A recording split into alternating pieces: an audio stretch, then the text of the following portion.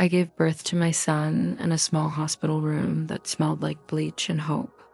I remember holding him against my chest and whispering, "I'll protect you, no matter what." I meant it with my whole soul, but nobody tells you this part. Nobody warns you that one day, the child you would die for might be the one who ruins you. That my son didn't just hurt me. He didn't just lie or disappoint me. He destroyed my life piece by piece, my savings, my home, my peace, my dignity. And the worst part is this. When I finally stood in front of him, shaking, broken, asking him why, he didn't cry. He didn't apologize. He didn't even look ashamed. He looked at me like I was nothing, like a tool he was finished using. I am a mother in my late 60s now. I sit alone most mornings, listening to the clock tick in a house that no longer feels like mine. And I ask myself the same question every day. How did the boy I loved more than my own life become the man who destroyed it without shame? If you are listening to this, please stay with me, because this is not just my story. This is a warning. It begins the day I chose love over truth. Asterisk welcome, my dear, and thank you for sitting with me today, because what I am about to tell you is not easy to say out loud. And for many years, I kept it buried inside my chest like a secret that was slowly killing me. But if my story can save even one other mother from the kind of pain that nearly erased me, then every trembling word will be worth it. So let me take you back to the beginning, before the shame, before the fear, before I learned that love without limits can become a quiet kind of destruction. Because once upon a time, I was just a young woman holding a newborn boy in my arms, staring at his tiny fingers and his wrinkled little face, feeling like God himself had trusted me with something precious, something pure, something that could never hurt me. And I named him Daniel, a strong name, a hopeful name, and from the very first night when he wouldn't stop crying and I walked the floor until my feet ached, I promised him everything I had, even the parts of myself I did not yet know I would lose. I was not a perfect mother, not even close, but I was a loving one. The kind who skipped meals so her child could eat better. The kind who wore the same old coat winter after winter so her son could have new shoes for school. The kind who stayed in a marriage that made her feel small because she believed a broken home would hurt her child more than her own silent suffering. And when Daniel was little, oh, he could be so sweet. He would run into my arms after school, his backpack sliding off one shoulder, his voice high and excited as he told me about spelling tests and playground fights. And I truly believed those moments meant something. That love like that could protect us from anything. But even back then, there were signs, small ones, easy to explain away if you wanted to believe. And I wanted to believe more than anything. Teachers would say he didn't listen. Neighbors would say he had a temper. Family members would say I spoiled him too much. And I smiled and nodded and defended him every time because that's what good mothers do. Right, we protect our children. We explain their behavior. We soften the world so it doesn't bruise them too badly. And every time I stepped in to save him, I told myself I was doing the right thing, that he would grow out of it, that love would guide him back. I didn't understand then that I was teaching him something dangerous, something that would later cost me everything. As he grew older, the sweetness came less often, replaced by long silences and sudden anger. Doors slammed, eyes rolled, words spoken with a sharpness that made my chest tighten, but still, I cooked. His favorite meals, still I washed his clothes, still I stayed up late waiting for him to come home, heart racing every time headlights passed the window, and when he needed money, I found it. When he made mistakes, I cleaned them up. When he blamed me for his unhappiness, I swallowed the pain and wondered where I had gone wrong. There were nights I cried quietly in the bathroom so he wouldn't hear me, pressing a towel to my mouth so the sound wouldn't escape. And then I would look at myself in the mirror and Whisper, just hold on, he's your son. A mother never gives up, but motherhood, I learned too late, can turn into a prison when love is used as a weapon. Daniel became a young man, tall, strong, confident in a way that scared me. Because his confidence was not built on kindness, it was built on entitlement, on the belief that the world, and especially I, owed him something.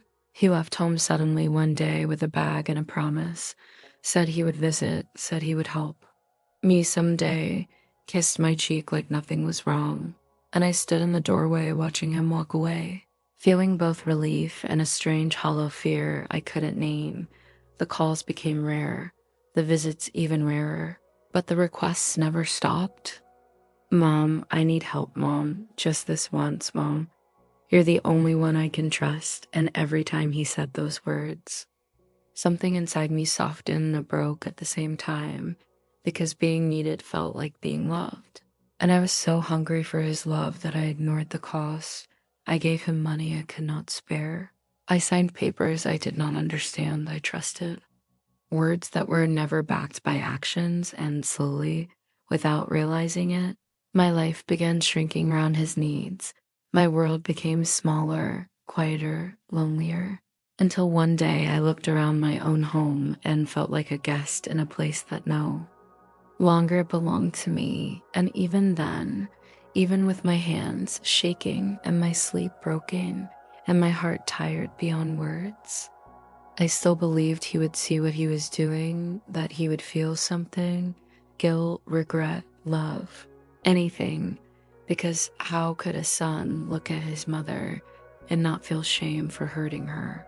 I did not yet understand the truth that would change everything, that some people, even those you give life to, do not feel shame the way you do. They do not carry love the way you do. And when I finally stood face to face with the damage, when I finally gathered the courage to ask him why, I saw it clearly for the first time. There was no apology waiting for me, no realization, no heartbreak in his eyes, only impatience, only cold distance, only the look of someone finished taking what they came for. And in that moment, something inside me cracked open, not loudly, not dramatically, but in a quiet, irreversible way, because I realized my son had not just hurt me by accident. He had chosen himself every step of the way, and I had helped him do it by loving him more than I loved my own life. And that realization, my dear, was the beginning of the end of who I used to be, and the beginning of a painful, necessary awakening that would take everything from me before it gave anything back. And this is only the start, because what he took next was far worse than money or house. It was my sense of worth, my safety, my belief that motherhood always leads to love. And if you're still listening, please stay with me, because the next part is where the real damage begins. The moment when a mother realizes she is no longer safe from the child she raised. I used to believe Daniel's childhood was happy, and maybe in some ways it was, or at least that is how I remember it when I close my eyes, because memory is kind like that. It softens the sharp corners, it edits out the moments we are not ready to face. And for many years, I told myself I did everything right, that I gave him love, safety, and a home where he was wanted. And that should have been enough. I woke up early every morning to pack his lunch, peanut butter sandwiches cut just the way he liked, apples sliced thin so they wouldn't turn brown, little notes sometimes that said, I love you, have a good day. And when he came home from school, I asked about his classes, even when I was tired. Even when my own head hurt from worry and bills and a marriage that felt heavy on my chest, I went to every parent meeting, every school play, every award ceremony, even when he didn't win anything. And when he struggled, I stepped in, always me, smoothing things over, explaining, apologizing for him before he ever learned how to do it himself. Teachers would call and say he talked back, that he refused to follow rules. And I would nod and say, I'll handle it. He's just sensitive. He's misunderstood. He's had a hard time lately, and maybe some of that was true. But I see now that I was training myself to ignore the truth because the truth scared me. The truth meant I might have to admit that love alone was not shaping him into the kind of man I prayed he would become. There were moments, small ones, that sit heavier in my heart now than they did back then, like the time he broke a neighbor's window with a ball and laughed instead of apologizing, or the way he could look at me straight in the eyes and lie without blinking. And I remember feeling a strange chill in my stomach even then, a quiet voice whispering that something was off. But I pushed that voice down because mothers are taught to trust, to hope, to believe that time will fix what discipline and honesty might need to address. I thought protecting him meant loving him harder. So when other children outgrew tantrums and selfishness, and Daniel didn't, I told myself he was just strong-willed. When he blamed others for his mistakes, I told myself he was insecure. When he demanded instead of asking, I told myself he was confident. Every warning sign was wrapped in a softer word so I could sleep at night. And maybe that is the hardest part to admit now, that I chose comfort over courage, even when my heart knew better, because it is easier to believe you are a good mother than to accept you might be raising a child who does not feel the world the way you do. As he grew into his teenage years, the house changed, laughter faded, tension moved in quietly and never left. His room became a closed door, music loud, answers short, eyes cold when he was angry, and he was angry often. About rules, about money, about life, about me. And I remember one night standing in the kitchen while he shouted that everything wrong in his life was my fault. His words sharp and careless, and I remember thinking, he doesn't sound like a child anymore. He sounds like someone who wants to hurt. And that scared me more than I was willing to admit, but still, I cleaned his messes, still I paid his fees. When he failed classes, still I defended him. When family members said I was letting him walk all over me, I told them they didn't understand. That he was just going through a phase, but phases are supposed to pass, and this one only grew teeth. There were moments of sweetness still, just enough to keep me hoping. Just enough to make me believe the boy I rocked to sleep was still in there somewhere. And I lived for those moments because they gave meaning to all the pain. But looking back now, I can see how rare they became. How calculated they sometimes felt. Kindness followed by requests, affection followed by demands, love offered only when it served him, and I didn't see it clearly because I didn't want to. I was too busy being his shield, his excuse, his safety net, and slowly, without realizing it, I stopped asking what kind of man he was becoming and focused only on keeping him close, because the thought of losing him felt worse than the pain of keeping him. And that is the truth I carry now, heavy and undeniable, that his childhood was not just shaped by love, it was shaped by my fear of losing him, and fear is a poor teacher. It teaches silence, sacrifice, and self-erasure, and by the time Daniel left home, I had already taught him something terrible without meaning to, that no matter what he did, his mother would absorb the damage, and he would walk away clean. And that lesson, once learned, would come back to destroy me in ways I could never have imagined, because the real story of my life did not begin when he was born. It began when he realized how much I was willing to give up for him, including myself. Asterisk Daniel did not change all at once, and I think that is why it took me so long to understand what was happening, because if the shift had been sudden, loud, or dramatic, I might have stopped it, or at least tried to, but instead it crept in slowly. Like a shadow that grows longer in the evening until you suddenly realize the sun is gone.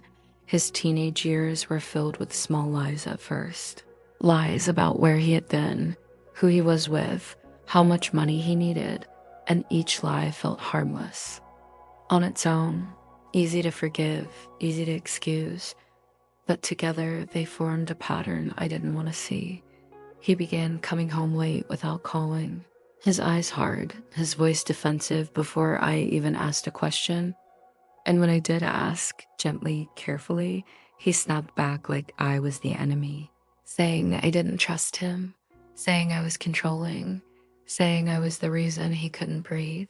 And those words hurt more than I let on, because I had built my entire life around making sure he felt safe and free. And now he was using that same love as proof that I was suffocating him. There were nights I lay awake listening for the sound of the front door, my heart racing at every creak of the house. And when he finally came in, I pretended to be asleep so I wouldn't start another argument, because arguing only made him. Cruel and cruelty from your own child leaves a kind of bruise that never shows on the skin but aches all the same. He started demanding money more often, not asking, demanding, his tone sharp and patient, like I owed him something. And when I hesitated, when I said I didn't have much left, he rolled his eyes and laughed, telling me I worried too much, telling me I was dramatic. And I remember the first time he called me useless, it slipped out so casually, like a joke, and he didn't even look back to see if it hurt me. I stood there frozen, holding a dish towel in my hands, feeling something sink deep inside my chest. Because children are not supposed to speak to their mothers that way, and yet I said nothing. I told myself he didn't mean it, that he was angry, that words said in anger don't count, but they do count. They always count because they reveal what someone believes when they think you are too weak to fight back. His anger grew sharper, his patience thinner, and sometimes I saw flashes in his eyes that made me afraid, not of what he might do in that moment, but of what he might become. And fear changes the way you act.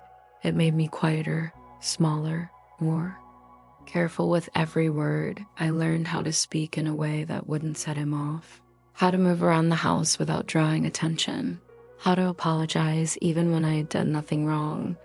And that is how power shifts in a home. Not with fists, not with shouting alone, but with fear settling in like dust, coating everything.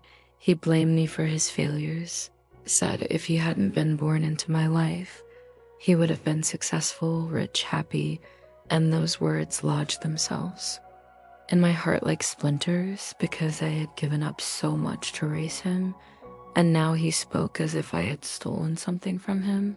There were moments I thought about asking for help, talking to family, maybe even leaving for a while, but shame kept me silent. Because how do you explain that the child you love scares you? How do you admit that the boy you raised has learned how to hurt you with precision?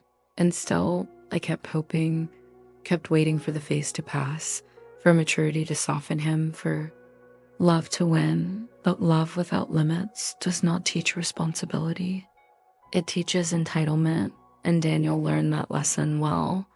By the time he was a young man, he no longer hid his contempt.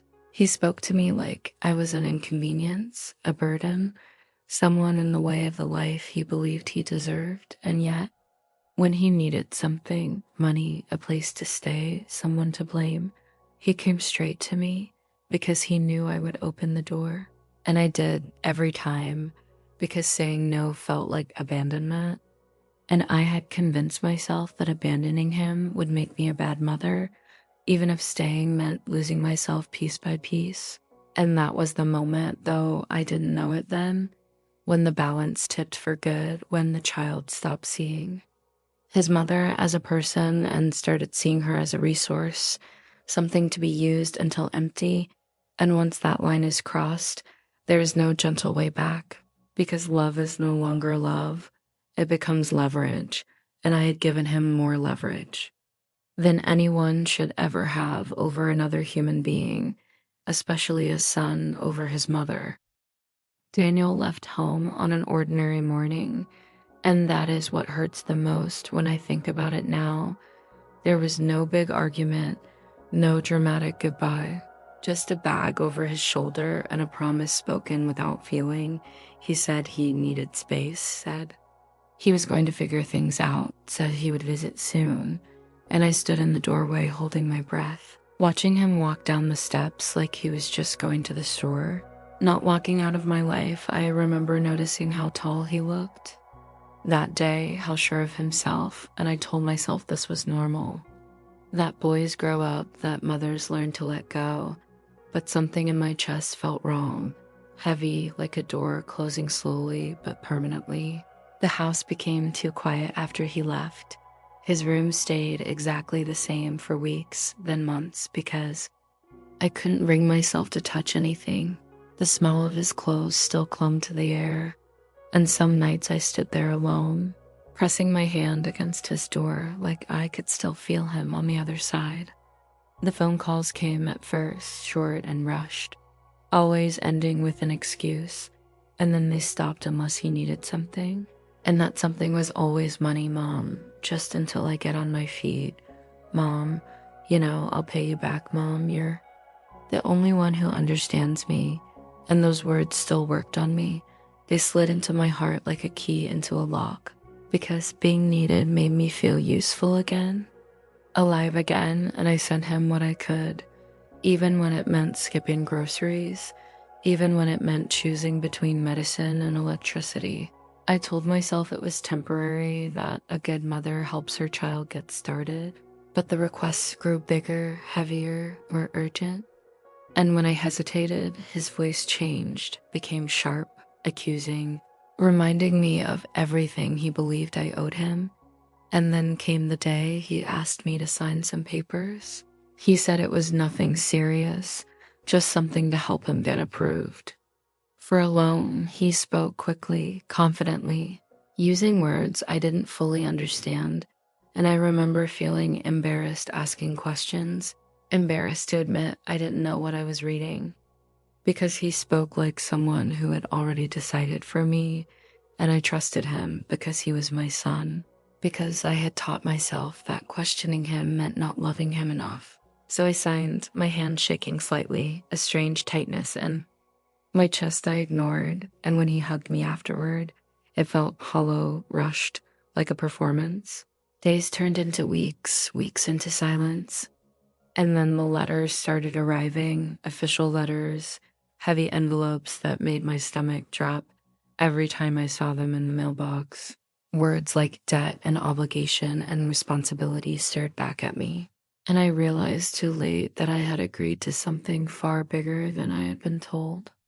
When I called him, scared and confused, he sounded annoyed, said I was overreacting, said everything was under control, and I wanted to believe him, but fear had already made a home inside me. Nights became restless, sleep broke in my thoughts.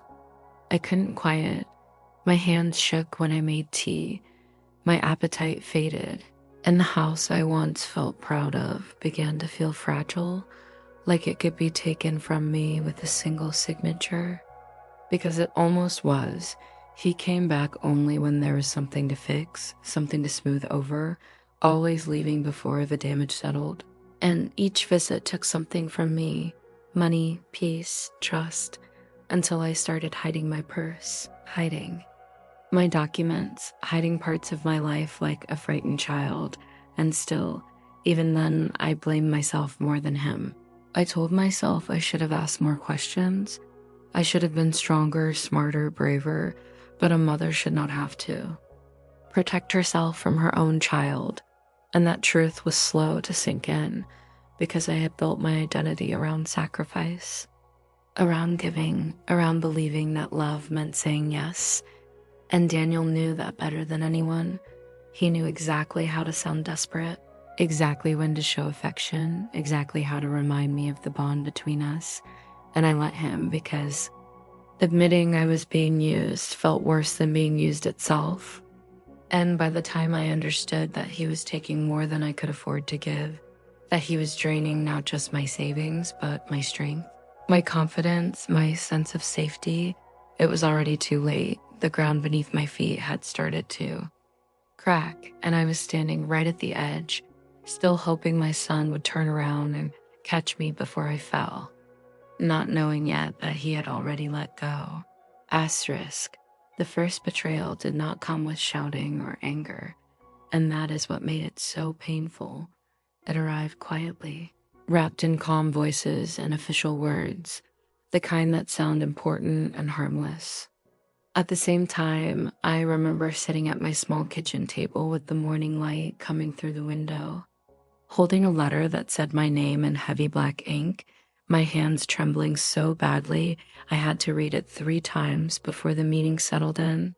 It spoke of payments missed, of consequences, of actions that would follow if nothing changed, and I felt the blood drain from my face because I knew then, without needing anyone to explain it to me, that something had gone terribly wrong. When I called Daniel, my voice shaking, he sighed like I was bothering him, told me not to panic, told me this was normal, told me he was handling it. And I wanted so badly to believe him that I ignored the knot tightening in my stomach. But the letters kept coming, each one colder than the last, each one stealing a little more of my peace. And when I finally asked him to come over so we could talk face to face, he arrived late, confident, relaxed, sitting across from me like this was an inconvenience, not a crisis. I asked him what I had signed, what was happening to my home, to my money, to my future, and he looked at me with something close to annoyance, as if I should already know, as if my fear was unreasonable. And that was the moment I realized he had not just hidden the truth from me, he had counted on my trust, he had used it. He told me I had agreed to help him, that I was responsible now, that backing out would only make things worse, and his words felt like chains tightening around my chest because I saw clearly then that the choice had already been taken from me. I wasn't a partner in this, I was collateral. I went to bed that night fully dressed, staring at the ceiling, listening to the house settle around me, every creak sounding like a warning, my heart racing with thoughts of losing the only home I had ever known, the place where I raised my child, where every wall held a memory. And the next morning I stood in the shower, letting the water run over me, trying to breathe through the panic. Because there is a special kind of terror that comes when you realize your own child has placed you in danger and feels justified doing it.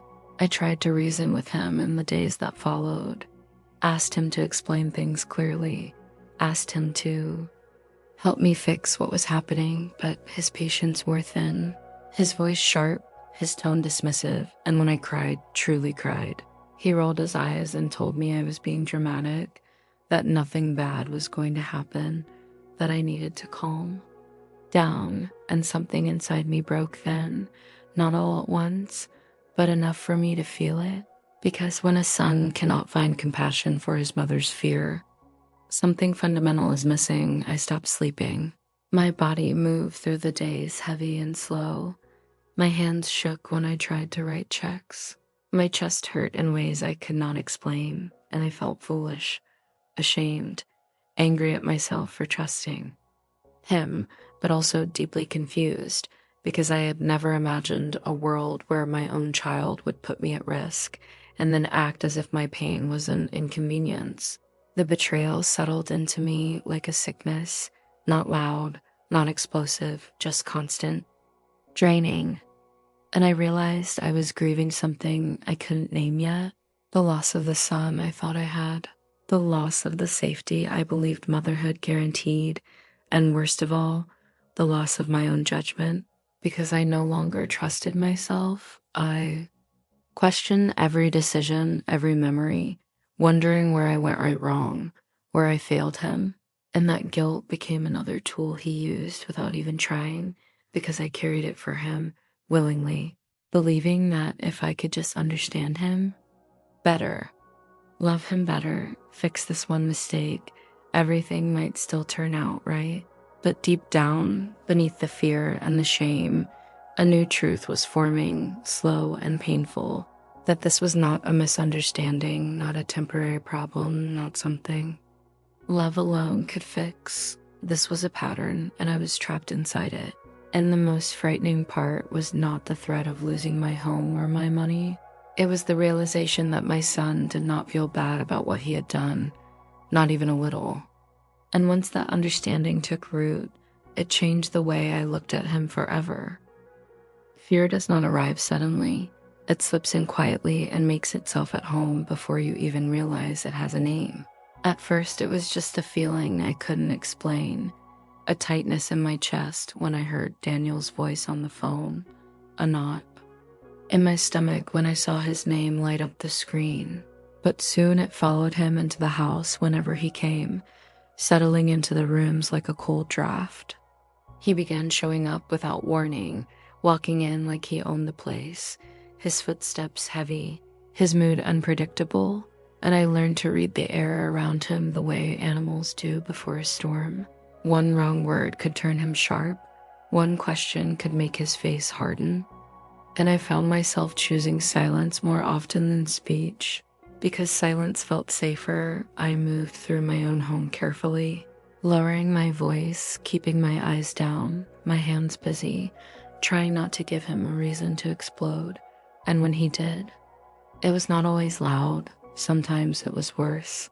Sometimes it was the quiet contempt in his eyes, the way he spoke to me like I was slow, like I was a burden, like my fear was an annoyance he did not have time for. He criticized everything, the way I cooked, the way I spent money, the way I lived. And each comment chipped away at me until I no longer recognized the woman I saw in the mirror. I began hiding things, my purse, important papers, even small amounts of cash tucked into places I hoped he wouldn't look. And the shame of that cut deep because a mother should not feel the need to hide from her son. But I did. There were moments when his anger flared suddenly, his voice rising, his body tense. And I felt my heart race in a way that told me to be still, to be small, because something terrible could happen if I pushed back. And even though he never struck me, fear does not require bruises to be real. It lives in tone and posture and the way someone makes you feel trapped in your own skin. Nights became the hardest. Every sound startled me.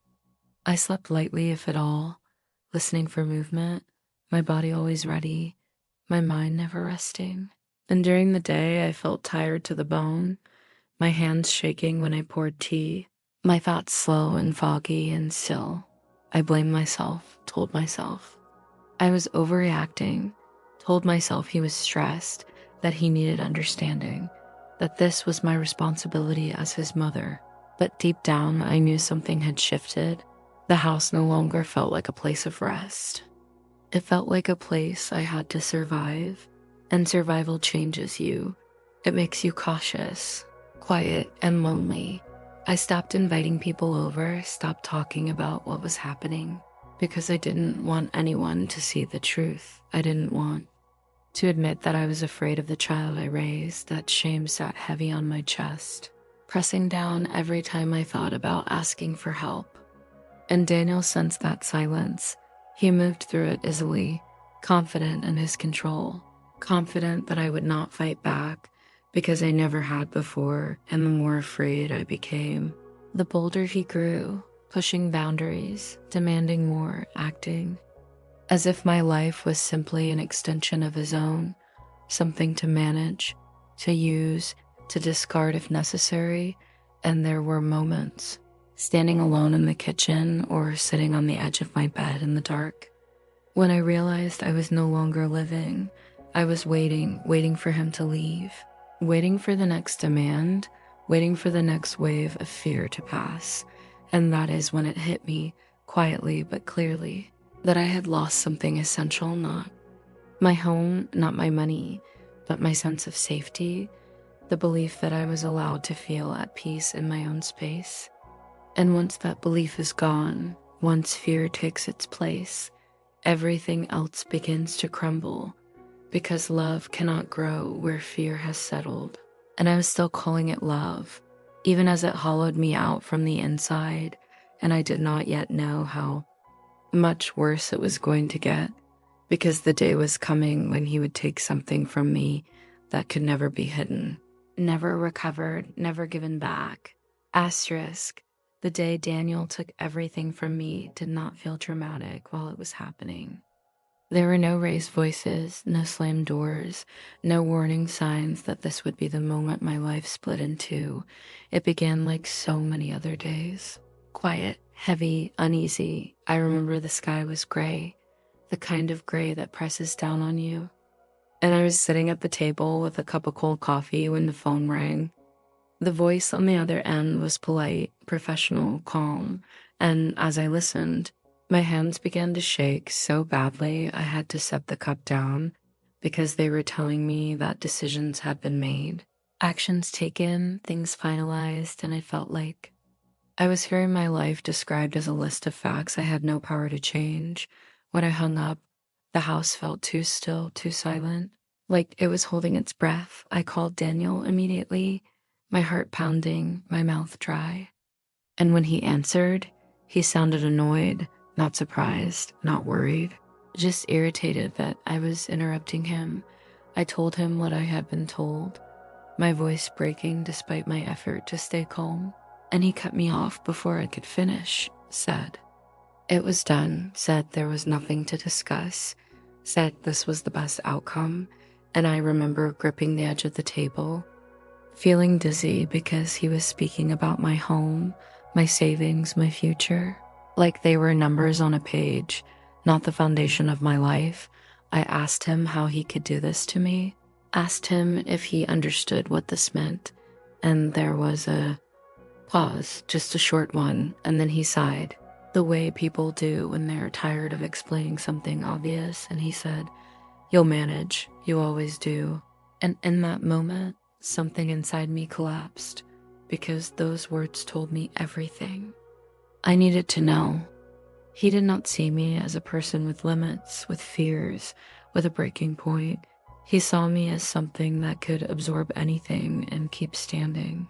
And that belief allowed him to take without guilt, without hesitation, without shame.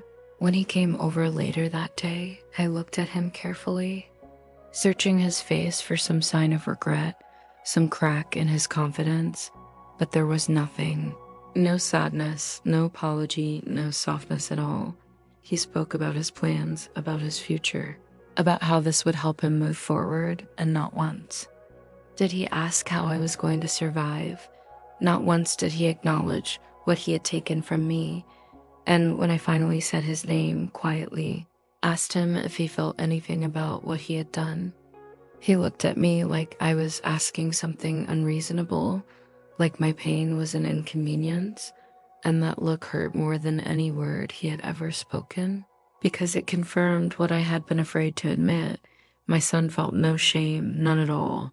He walked through the house that day like a visitor, touching nothing, lingering nowhere, and when he left, I stood in the doorway watching him go, the same way I had years before. Only this time there was no hope left in me, just a hollow ache and a deep, trembling exhaustion. The aftermath was slow and brutal.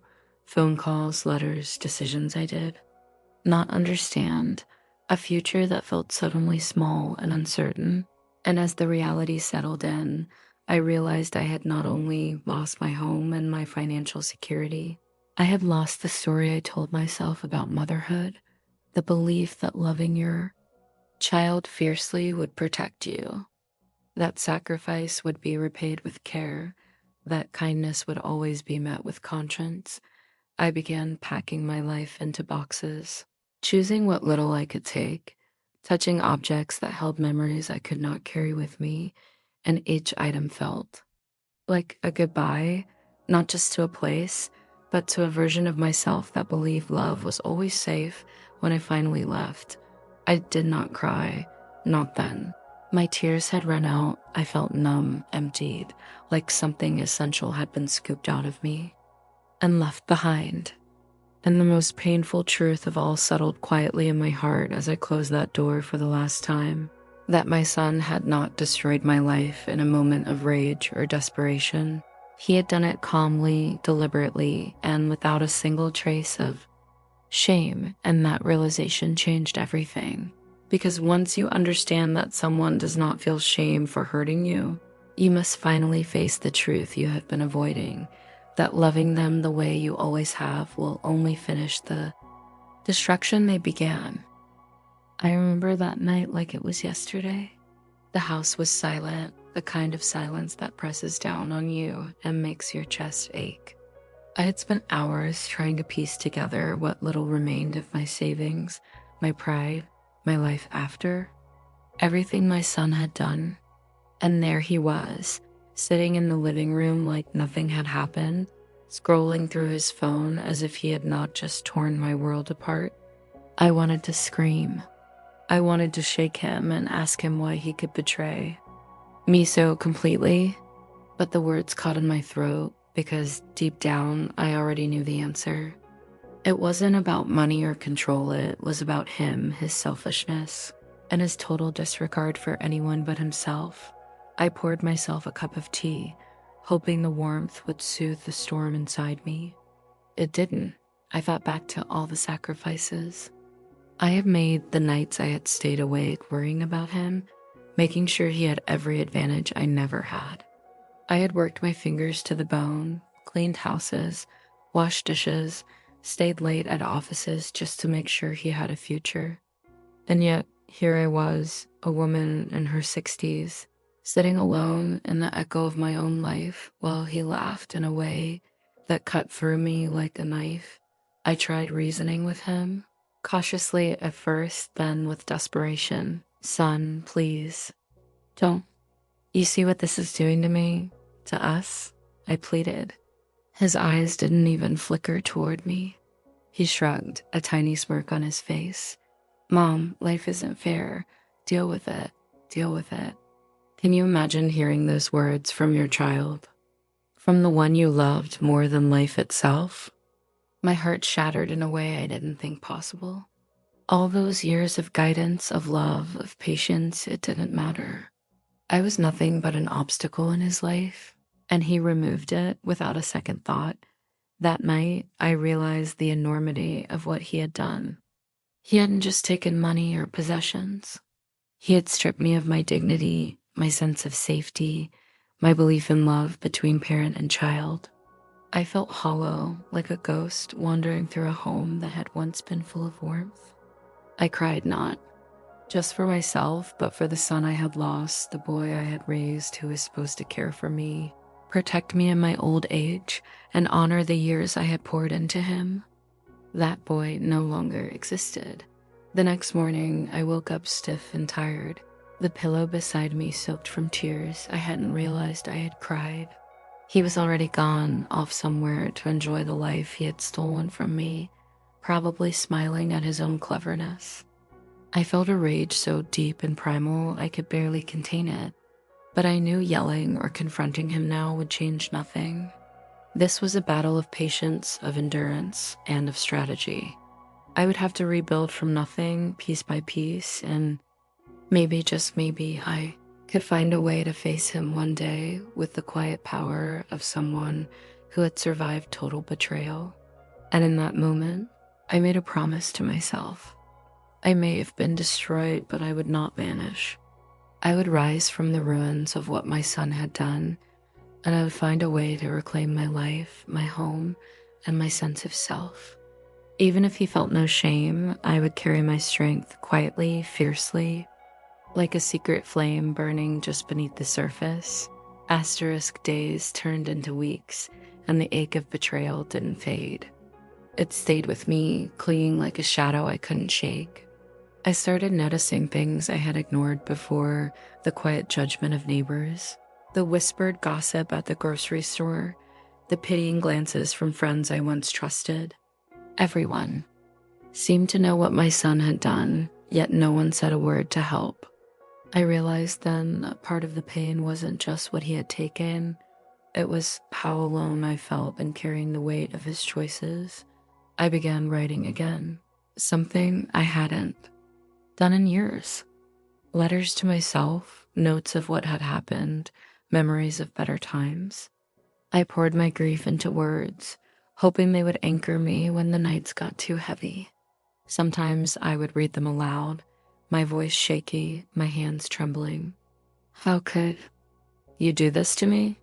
I whispered to the empty room, imagining that maybe, just maybe, he could hear me, feel a flicker of guilt. But he never did. That boy who had once clung to my side like a shadow was gone, replaced by someone I barely recognized. Then there was the bank. The reality hit me in the form of letters, late fees, and denied requests. My son had drained the accounts, leaving me with barely enough to cover rent and groceries. I felt trapped, humiliated, and furious. I made calls, pleaded, and sometimes yelled at the faceless voices on the other end, trying to explain that my child had robbed me. But bureaucracy doesn't care about motherhood or heartbreak. It only cares about numbers. I began sleeping lightly, one ear tuned to every creak in the house, every sound of someone coming through the door. My sanctuary felt violated, my home a place of anxiety rather than comfort. Even cooking, which had once brought me joy, now felt like a chore performed under duress. The smell of meatloaf or coffee, once a source of warmth, now reminded me of what I had lost control, safety, and trust. And yet, there were moments, fleeting but real, when I caught glimpses of resilience in myself. I found joy in small things, watering the plants, watching the sunrise, hearing birds outside the window. I reminded myself that he could steal my money, my possessions, my comfort, even my peace, but he could never take my memories, my voice, or my ability to fight back. I realized survival would not come from anger alone. It would come from reclaiming the quiet dignity he had tried to erase. That morning, as I sipped my tea and watched the sunlight spill across the kitchen counter, I made a plan. Not a wild, impulsive plan, but a careful, deliberate one. I would document everything, every betrayal, every lie, every act of cruelty. One day, when the world was ready to hear it, or when he faced consequences he could not ignore, the truth would be there, written in black and white. And I would not feel powerless anymore. Asterisk weeks rolled on, and I began noticing a change inside myself. The anger that had once consumed me was still there, but it was quieter now, sharpened into something stronger, a determination I hadn't known I could hold. I started small, reclaiming tiny parts of my life that he had tried to erase. I took walks in the morning, letting the sun warm my face and remind me that I was still here. I cooked meals I enjoyed, not for him, not for anyone else, but for me. Each small act became a declaration. I would survive, no matter the cost. One afternoon, as I sorted through old boxes in the attic, I stumbled upon photographs of my son. As a boy bright-eyed, laughing, leaning into me for comfort. I held those pictures to my chest and cried, the kind of deep, guttural sob that shakes your body and leaves you empty. How had that boy turned into someone who could destroy me and walk away without remorse? I felt grief for the loss of what could have been and grief for the innocence I had once believed in. Yet beneath that grief, a spark of clarity burned. I could not change him, but I could protect myself from the shadow he cast. I began reaching out quietly, contacting old friends, financial advisors, and even local authorities to see what steps I could take to reclaim what was mine. Each call was terrifying, a reminder of how vulnerable I had been, but I refused to retreat. My son may have felt no shame, but I would carry my integrity with me like armor. I documented every email, every bank statement, every conversation I had. I began to build a phyllis shield of evidence, not just for myself, but for anyone who might see the truth someday. The nights were the hardest. I would lay awake, heart hammering, replaying the moments he had crossed lines I never thought he could. I questioned myself constantly. Had I failed him as a mother? Could I have seen this coming? The questions were endless and the answers impossible to grasp. But one night, exhausted and trembling, I realized something vital. His betrayal did not define me. My worth was not measured by his actions, nor was my happiness dependent on his approval. And slowly, the first seeds of hope began to grow. I started imagining a life that wasn't dictated by his cruelty. I envisioned a future where I could live with dignity, where I could laugh freely again, where my home felt like my own sanctuary instead of a place of fear. It was a fragile hope, easy to shatter, but it was mine. And in that fragile hope, I found the first real taste of freedom since my son had taken everything. Time moved on, and with it, I discovered a strength I never knew I had. The pain of betrayal by my own son had left scars, yes, but it also taught me resilience, patience, and the quiet power of self-respect. I had rebuilt my life from the ruins he had left behind, brick by brick, choice by choice. Each morning, I reminded myself that my worth was not defined by his actions, nor by the cruelty of anyone else. It was defined by my courage, my heart, and the life I refused to surrender. Continued to live carefully, mindfully, but with a sense of freedom I had not felt in years. I nurtured friendships, invested in myself, and even began dreaming again small dreams at first, like visiting the coast or learning a new skill. And in these dreams, I found laughter creeping back into my days, a gentle, healing sound I thought I had lost forever. The house that had once felt like a prison now became a place of quiet peace, filled with light and memory, love and lessons learned. Occasionally, I would think of him, my son who had destroyed so much, yet never seemed to feel shame. And though my heart ached with the memory of betrayal, I no longer wished him harm. Instead, I felt a strange sense of pity, a recognition of a life that had gone astray, a soul lost to selfishness and pride. My anger softened to a steady resolve.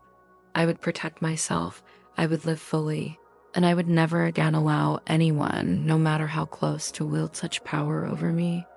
One evening, as the sun set in streaks of gold and pink over the horizon, I sat on the porch with my hands wrapped around a warm cup of tea. I reflected on the journey, the heartbreak, the moments of despair, and the triumphs of survival. And I realized something profound. Life had not ended with his betrayal. It had begun again in a quieter, deeper, more authentic way. I was free from the chains of his cruelty, free to embrace every remaining day with dignity, love, and self-respect. Whispered to the night, not in anger, but in peace, I survived. I am still here, and I will continue to live fully, without fear, without regret.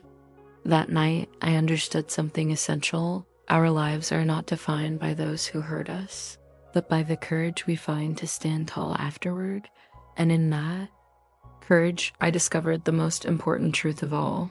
Even when someone destroys everything we thought mattered, we can rebuild, we can thrive, and we can find a life worth living again.